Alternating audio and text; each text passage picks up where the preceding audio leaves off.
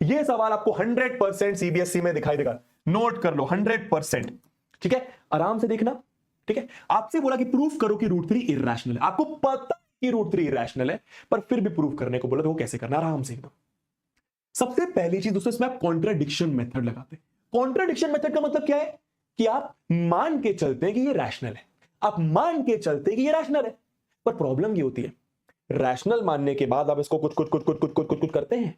ये कुछ कुछ कुछ कुछ कुछ कुछ कुछ कुछ क्या है बताऊंगा। आप इसमें कुछ कुछ कुछ कुछ कुछ कुछ कुछ कुछ करते हैं, ये कुछ कुछ कुछ कुछ क्या है बताऊंगा। जब आप इसमें कुछ कुछ कुछ कुछ कुछ कुछ कुछ करते हैं तो आपको समझ में आता है कि उड़ी बाबा गलती हो गई।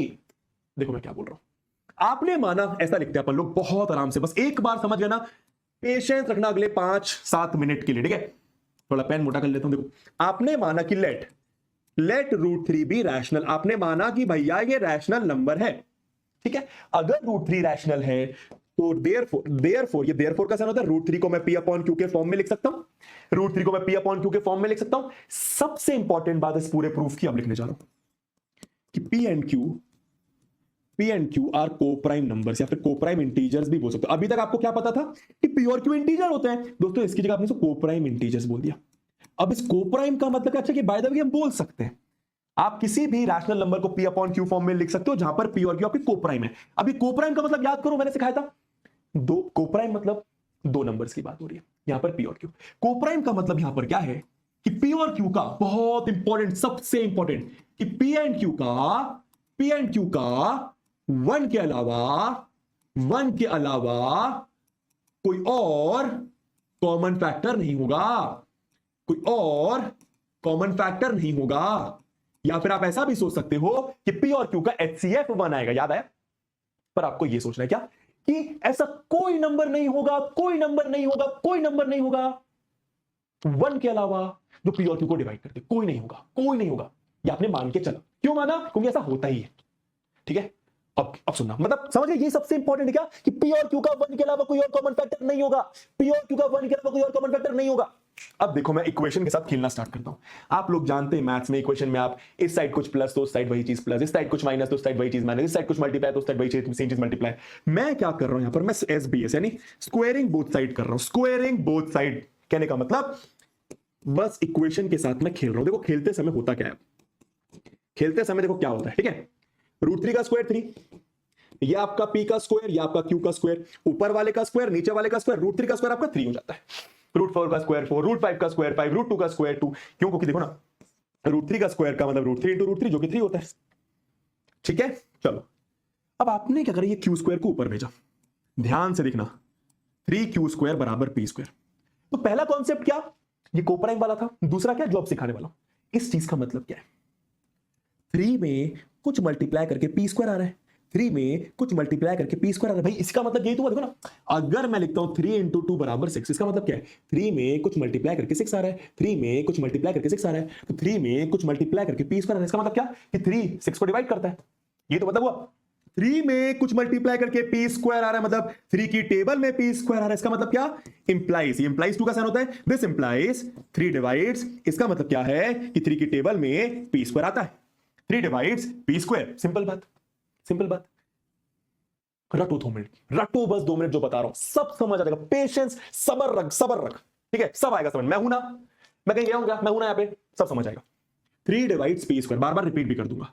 अब यहां पर जो तीसरा कॉन्सेप्ट आपको काम आएगा, ये पहला कोप्राइम वाला, दूसरा ये वाला, तीसरा सिखा रहा हूं क्या, कोई प्राइम नंबर, ये प्राइम नंबर है, कोई प्राइम नंबर अगर किसी इंटीजर के स्क्वायर को डिवाइड करता है, कोई प्राइम नंबर अगर किसी इंटीजर के स्क्वायर को डिवाइड करता है तो वो उस इंटीजर को भी डिवाइड करता है। आपको ये याद रखना है, हमेशा याद रखना। क्या, कोई प्राइम नंबर अगर किसी इंटीजर, ये इंटीजर ही तो है, पी और क्यू इंटीजर ही तो होते हैं, ये प्राइम नंबर किसी इंटीजर के स्क्वायर को डिवाइड कर रहा है, मतलब वो उस इंटीजर को भी डिवाइड करेगा, मतलब 3 डिवाइड्स पी आल्सो। क्लियर, ये आपकी पहले काम की बात कि 3 की टेबल में पी आता है, 3 की टेबल में पी आता है, 3 की टेबल में पी आता है। ठीक, अब ये आपका पहला पार्ट। दूसरा पार्ट क्या है, 3 की टेबल में पी आता है, मतलब 3 में कुछ मल्टीप्लाई करके पी आता होगा, 3 में कुछ मल्टीप्लाई करके पी आता होगा। क्या मैं इसको ऐसा लिख सकता हूं, लेट ऐसा कि 3 में कुछ मल्टीप्लाई करके पी आता होगा, इस कुछ को मैंने सी बोल दिया, आर बोल दिया, जो आपकी मर्जी आपने वो बोल दिया। समझ गए, 3 में कुछ मल्टीप्लाई करके पी आता हो, कहने का मतलब P बराबर 3C बोल दिया मैंने। ये इंपॉर्टेंट बात है, ये टीचर्स आपको रटवाते हैं कि ऐसा ले ले बच्चा, पर ऐसा होता नहीं है। ये इस वाली स्टेप से आता है क्या कि 3 में कुछ मल्टीप्लाई करके पी, 3 में कुछ मल्टीप्लाई करके पी, 3 में कुछ मल्टीप्लाई करके पी। समझ में आया? मैं रिपीट कर दूंगा। अब देखो इस p की वैल्यू को वापस यहां पे रख दो जहां पे आपने चीजों को छोड़ा था। चलो तो यह आपका आ गया 3q² बराबर 3q², p की जगह 3c और उसका स्क्वायर। क्या करा मैंने p की जगह 3c उसका स्क्वायर सॉल्व करो। तो 3q² बराबर 9c², 3 का स्क्वायर 9c का स्क्वायर। अब देखो ये q², 9c² के नीचे 3, q² की वैल्यू 3c²। अब इस चीज का मतलब क्या है?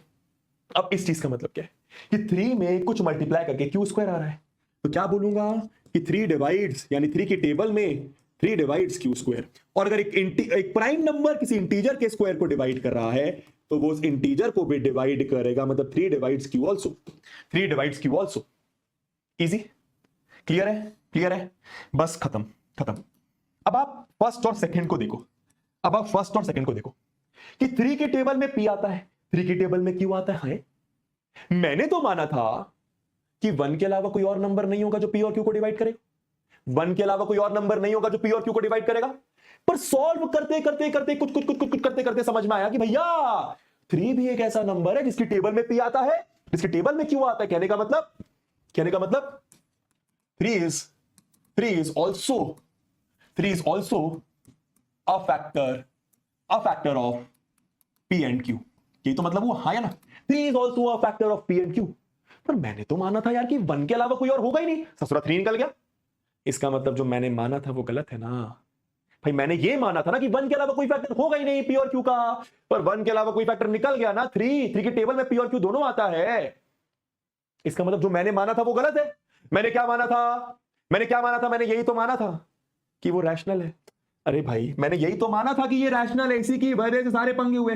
अगर ये रैशनल है मतलब ये कोप्राइम है, मतलब 1 के अलावा कोई फैक्टर नहीं आएगा, मतलब पॉइंट्स कम डाउन टू ये रैशनल है। पर जो मैंने माना वो गलत निकला, तो क्या सही होगा कि रैशनल नहीं इरैशनल। इसका मतलब therefore our assumption was wrong। ऐसे लिखना देयरफॉर आवर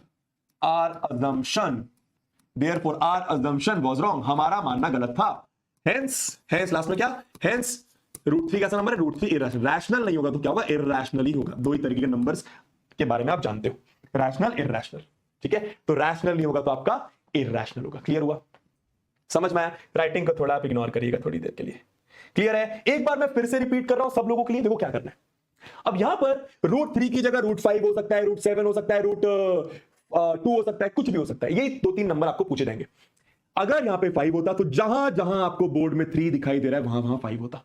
अगर यहां पे 2 होता तो जहां जहां आपको 3 दिखाई दे रहा है वहां आपका 2 होता। ठीक है, एक बार फिर से करते हैं।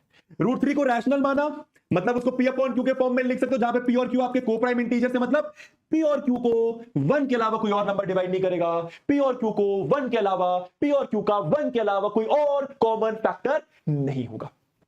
अब आगे सॉल्व करा। ठीक है भैया, तो p और q का 1 के अलावा कोई और कॉमन फैक्टर नहीं होगा। ठीक है, दोनों साइड स्क्वायरिंग करी, ऐसा आया q² ऊपर। इसका मतलब क्या? 3 में कुछ मल्टीप्लाई करके p², 3 में कुछ मल्टीप्लाई करके p², मतलब 3 की टेबल में p²। और अगर 3 की टेबल में p² मतलब 3 की टेबल में p भी आएगा। ये मैंने आपको सिखाया क्यों। अगर एक प्राइम नंबर के टेबल में इंटीजर का स्क्वायर आ रहा है तो प्राइम नंबर में इंटीजर भी आएगा। अगर एक प्राइम नंबर किसी इंटीजर के स्क्वायर को डिवाइड करता है तो वो इंटीजर को भी करेगा। ठीक है, अब अगर 3 की टेबल में p आ रहा है, मतलब 3 में कुछ मल्टीप्लाई करके p आ रहा है, 3 में कुछ मल्टीप्लाई करके p आ रहा है, चाहो तो इस स्टेप को रट भी लो कि भाई यहां पर क्या करना होता है, फिर लेट p बराबर कुछ 3c लेना होता है। इस p की वैल्यू को इधर रख दो, सॉल्व करा, देखो ये आ गया, मतलब 3 की टेबल में q², 3 डिवाइड्स q² या फिर 3 डिवाइड्स q। अब 3 p को भी डिवाइड कर रहा है, 3 q को भी डिवाइड कर रहा है, मतलब 3 is a common factor of p and q। 3 p और q दोनों को डिवाइड कर रहा है। पर मैंने माना था कि ससुरा 1 के अलावा कोई और डिवाइड करेगा ही नहीं p और q को, पर 3 डिवाइड कर रहा है। इसका मतलब मेरा मानना गलत था, और मैंने क्या माना था कि रैशनल है, मतलब वो गलत है, मतलब इरैशनल होगा। समझ गए? क्लियर बनटाए? पक्का? चलो अब दोस्तों ये वाला तुम लोग का घर पे करो प्रॉब्लम। ठीक है, #GP के कुछ क्वेश्चन तुम करोगे, कुछ मैं करूंगा, हो जाएगा आसान। और ये 100% आता है, 100% आता है। या तो √5 आ जाएगा, या तो √3 आ जाएगा, या तो समझ गए तुम लोग। हाँ